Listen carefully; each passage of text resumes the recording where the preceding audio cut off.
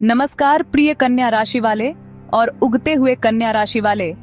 इस वीडियो में मैं आपसे सितंबर 2025 के प्रभावों के बारे में बात करूंगा।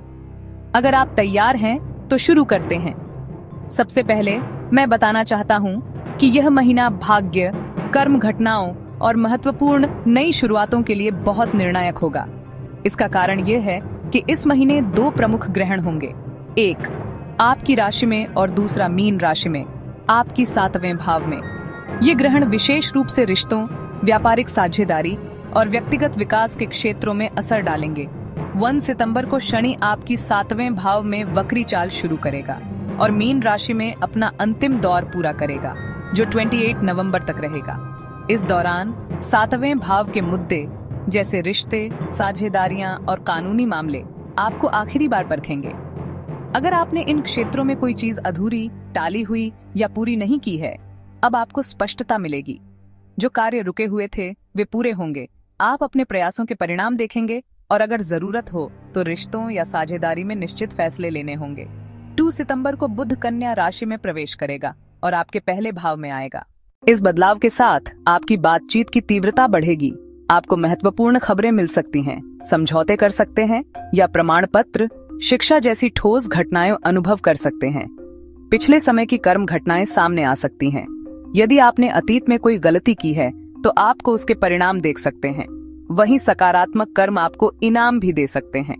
ये समय अपने रास्ते खुद चुनने और अतीत का सामना करने के लिए सही ऊर्जा प्रदान करता है। 6 सितंबर को यूरेनस आपके 10वें भाव में वक्री चाल शुरू करेगा और इसका प्रभाव 8 नवंबर तक रहेगा। स्वतंत्रता और नवीकरण का ग्रह यूरेनस आपके काम, करियर और सामाजिक स्थिति में अप्रत्याशित परिवर्तन लेकर आएगा। विशेष रूप से उन लोगों के लिए जो पुरानी पद्धति से दिनचर्या बनाए रखने की कोशिश कर रहे हैं। आश्चर्य, नवीकरण और पुनर्निर्माण हो सकता है।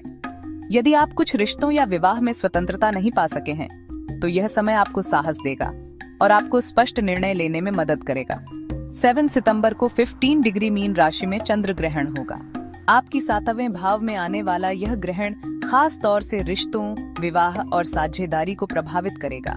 इसलिए जो मुद्दे असमंजस में थे वे स्पष्ट होंगे। कुछ संबंध समाप्त हो सकते हैं या संतुलन के लिए नए मौके बन सकते हैं। यह ग्रहण आपके सामाजिक दायरे और सलाहकार संबंधों को भी प्रभावित कर सकता है। आप कुछ संपर्क अपने जीवन से हटा सकते हैं।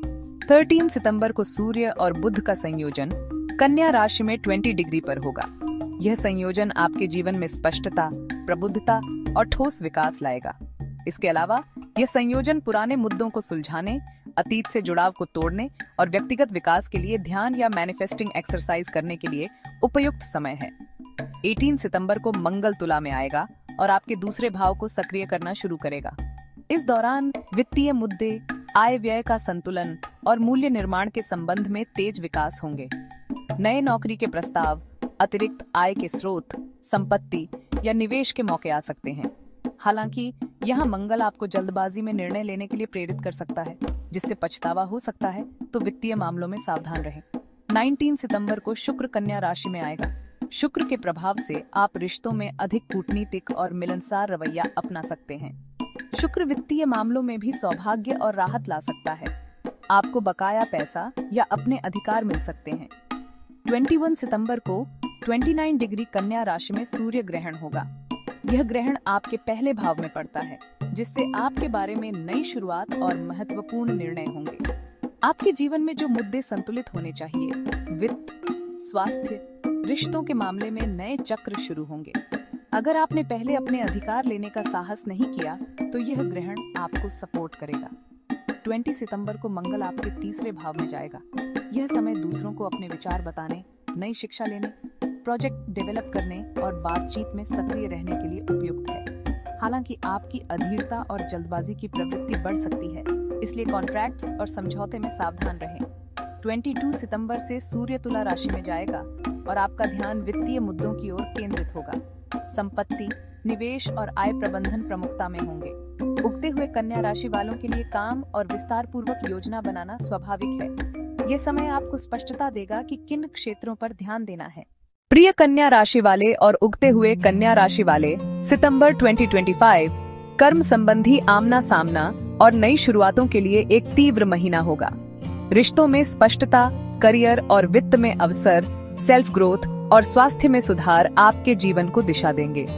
आसमान के संदेशों को सही तरह पढ़ें, अवसरों को पकड़ें और खुद के लिए सही कदम उठाएं। अगर आपको वीडियो पसंद आया हो तो लाइक करें, मेरे चैनल को सब्सक्राइब करें और अपनी राय कमेंट्स में साझा करें।